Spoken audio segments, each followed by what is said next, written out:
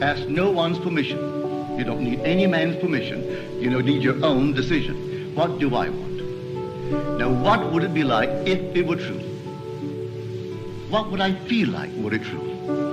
Now, catch the mood and try to give that mood all the sensory vividness of reality, all the tones of reality, and then sleep in it, just as though it were true. And then await the inevitable. The inevitable is you're going to resurrect it and objectify it on the screen of space. And then the world will call it real.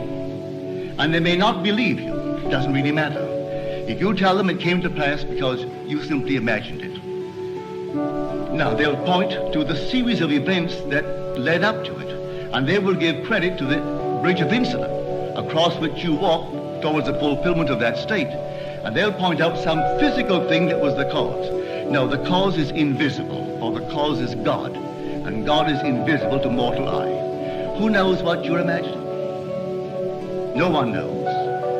But you can sit down and imagine, and no one can stop you from doing it. But can you give reality to the imagined state? If you do, yes, a bridge of incident will appear in your world.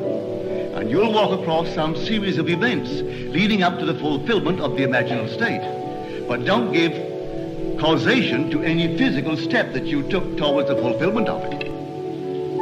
You imagine yourself having a marvelous business. And then comes the day a building is for sale, and you haven't a nickel to it.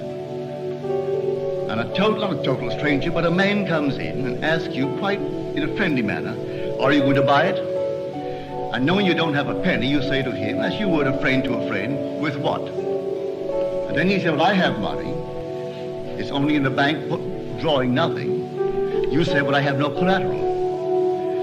But he said, I've watched you. You're an honest person. Your family, they're honest. I think they are. Would you like me to buy it for you? I'll get my lawyer to bid for it. If they knew that I'm bidding, that I have money, they'll bid me up. And so I get it at the very lowest price by getting a lawyer who represents more than one client, and they do not know who he represents, and he'll bid for it. Are you willing to take it regardless of the price? And you say yes. I'll take it. But I have no collateral. All I need is your signature, that you will simply pay 6% on whatever the price is, and then reduce that principal over a period of 10 years. Agreed? Yes. But then sign this, and we'll see if we can buy it. That day, you owned the building. And you didn't have one nickel when you owned the building that day. You only had your signature on a piece of paper. At the end of 10 years, you repaid the man his principal. You reduce it every year, paying him 6% on the remaining principal, and reduce the entire thing at the end of 10 years. That man dies 20 years later and leaves you $150,000 in cash, tax-free, and a couple of homes and many personal belongings. In the meanwhile, you continue in that business, and it multiplies and multiplies. And that year was 1922, 1924. This is now 1968. That building, I'm speaking factually. That building in 1924 is now gone. He paid only $50,000 for it. It was repaid and repaid.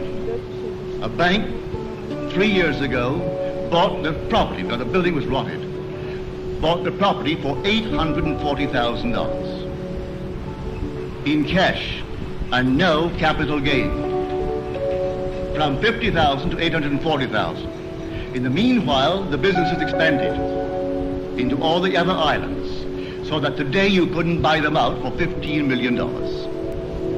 All in imagination.